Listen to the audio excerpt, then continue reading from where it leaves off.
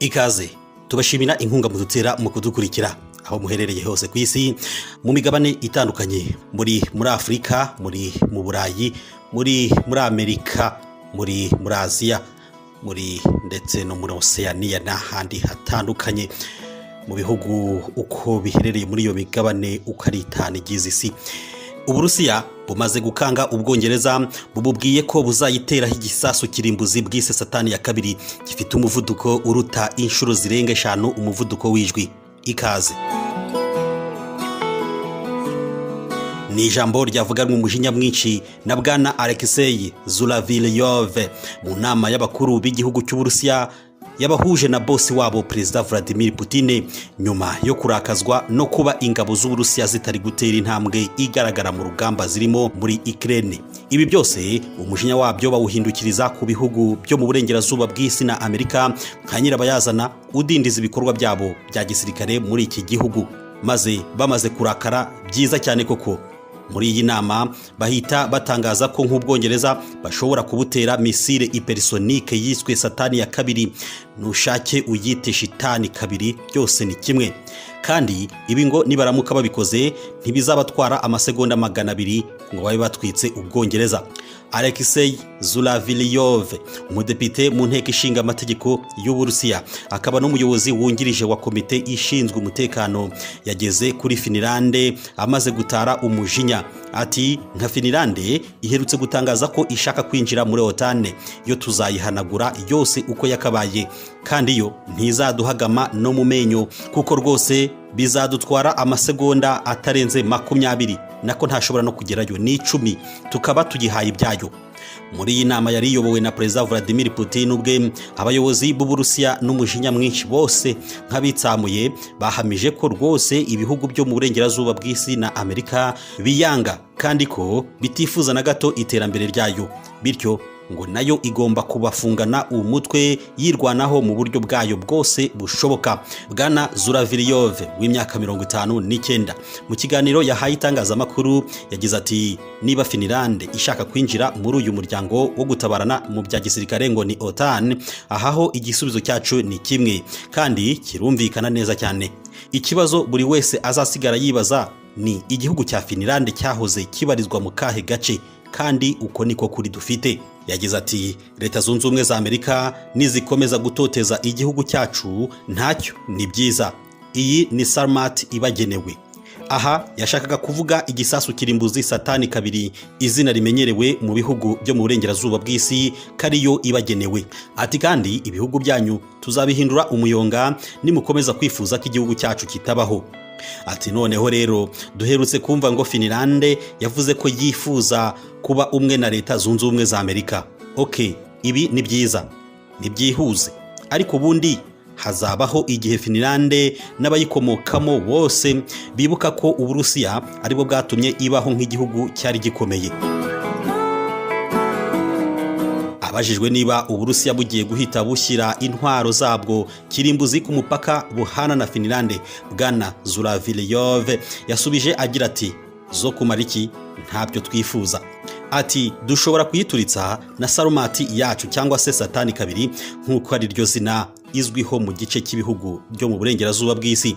Ati kandi twayirekurira muri Siberia ikabageraho nta ngorane, ibaze ko no mu Bwongereza twahaturitsa tutavuye aho turi.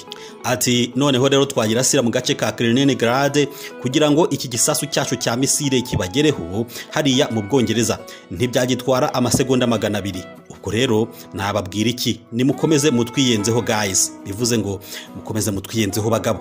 Ku mupaka na Finlande ntabwo tuzirirwa tuhashyira intwaro zihambaye zacu, ariko imbunda yacu nituyitereka ahitwa Kenzar class ntabwo igisasu cyacu bizagitwara amasegonda 20 ngo kibe kiyashije, usibye ko atanageraho ubundi na amasegonda 10 byose bikarangira.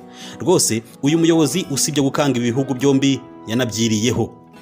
Uyu mugabo yavuze ko icyo bagiye gukora ari ugukomeza imbaraga z'igisirikare gihagije ku mipaka n'ibihugu byo mu burengerazuba bw'isi bihana imbibe n'Uburusiya.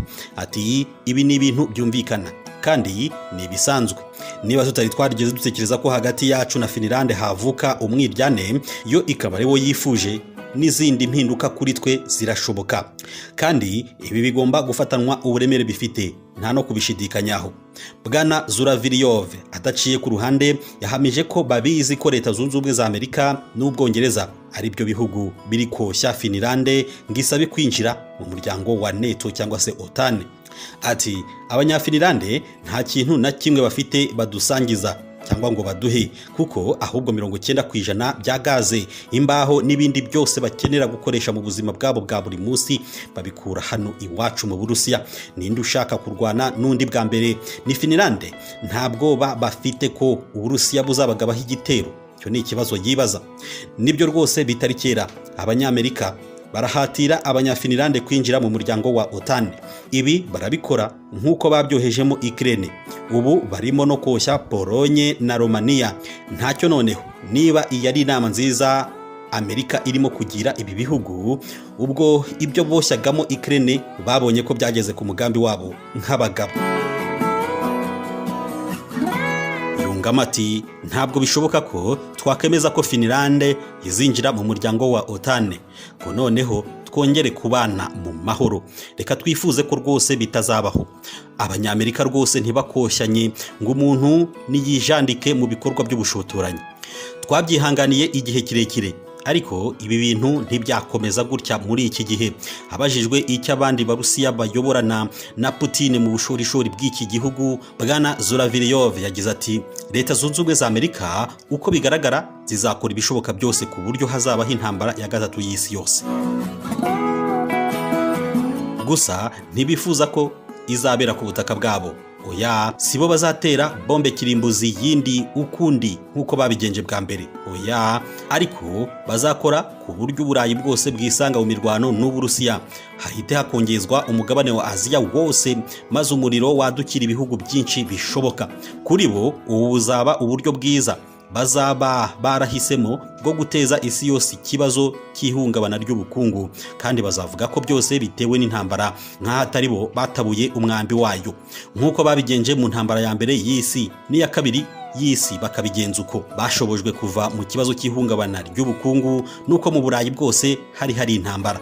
Ariko ubu noneho hari ikibazo gikomeye. Ninde ushobora guhagarara agahamya ko igisasu cya kirimbuzi bazaba batumye kiraswa akemeza ko kitazagurukira ku butaka bwabo? Ngibi simbibasezeranyije. Abajijwe n'ikinyamakuru Euro News Outlet niba Uburusiya aribwo buzarasa igisasu kirimbuzi mbere y'ibindi bihugu, Bwana Alexei Zuravilyov yagize ati wabimenye, uko niko kuri. Zuravilyov yabajijwe kandi ikizaba cyabaye ngo Uburusiya burakare kugeza burekuye shitani yabwo ya mbere cyangwa se iya kabiri. Asubiza ko ibi rwose byoroshye kandi bizaba igihe icyo ari cyo cyose hakomeje ibikorwa bishaka kubuza Uburusiya gukomeza kubaho nk'uko ibyo bikorwa byiganje muri iyi minsi. Ati Finland na Sweden ubu tuvugana barashaka kwinjira mu ishyirahamwe rifite umugambi waryo wibanze wo kuturimbura. Ubwo rero natwe tugomba gutanga ibi bihugu tukabisenya nk'igisubizo cyihuse kuri icyo cyifuzo cyabo. Abajijwe ku bihugu byo mu gace ka Baltic, ibyo bita Baltic countries birimo Lithuania, Latvia na Estonia, uyu muyobozi yavuze ko byo Uburusiya buzabisenya igihe cyiza nikigera. Yongeye hati ntabwo dutsewe ubwoba na buke nubwo bunyobwa bwahinzwe na Leta Zunze Ubumwe za Amerika, kubukaranga tukabuhekenya nako kanya. Gusa nanone ntawabura kuvuga ko nubwo tuzabusya tukabuhekenya igihe nyacyo nikigera, ntawabura kuvuga ko twe ubu tuba twumva butunukira. Ubu rwose utu tunyobwa turacyari duto, kandi kuduhekenya si uko tuduhumurira, ahubwo turatunukira. Hari umunsi tuzarota nabi tukatuzanaho akavuyo ku butaka bwacu nk'uko Estonia yashatse kubigenza umunsi umwe. Ni byiza, nibakomeze babigerageze, nibo tuzakurikizaho, kandi mu nzira imwe niyo Ukraine iri gucishwamo. Reka turebe icyo ibyo bari gushaka kwijandikamo bizabagezaho. Uyu mugabo ashimangira ko Uburusiya buzi neza ibanga rya NATO cyangwa se OTAN, ngo umunsi izarwana n'Uburusiya igitero cyayo cya mbere kizabanziriza mu mujyi w'amavuko wa Perezida Vladimir Putin aha ni St Petersburg. Ati rwose iyi niyo ntego yawo nyamukuru. Ibi kandi twe nk'Uburusiya ntitubishidikanyaho. Ikibazo hano kirihariye. Uyu munsi turimo gukora ibikorwa byacu bidasanzwe bya gisirikare muri Ukraine. Turimo kugerageza gukiza ubuzima bw'umuturage w'umusivile wese. Noneho rero ku rundi ruhande abanazi ba Ukraine kubera ko abatari abaturage babo bumva bakicwa bagashira.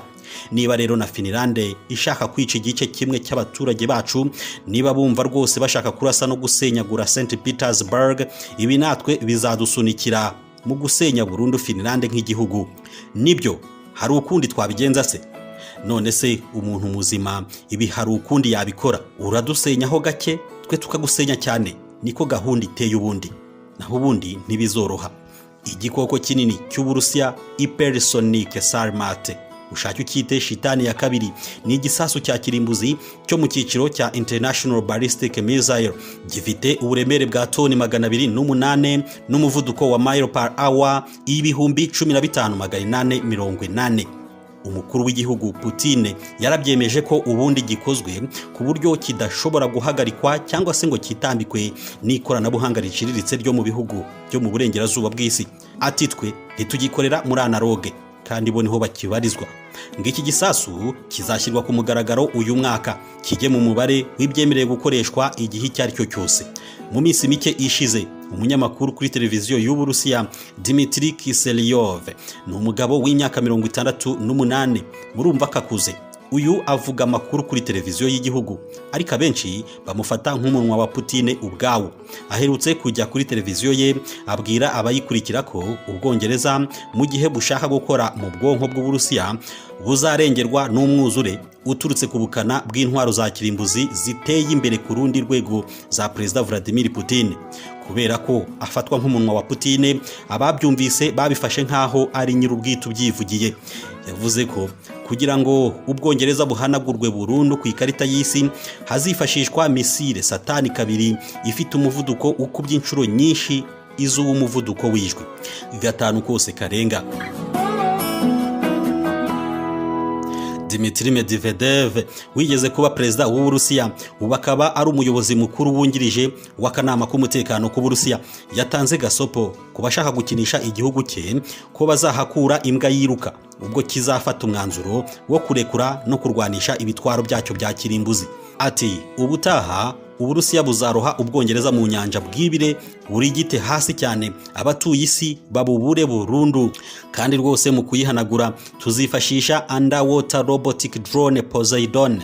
Iyi ni bombe nucleaire kabuhariwe mu kogoga inyanja, ngigendera munsi y'amazi kure cyane, ikaba inyabukana by'umurengera. Ngo iyi rero izateza ikiza cya tsunami gifite igipimo cya feet 1640. Ngo munsi umwe rero izifashishwa hagamijwe kurimbura Ubwongereza bwihaye gufasha Ukraine bugamije guhungabanya cyangwa se kubangamira imigambi y'Uburusiya kuri ubutaka.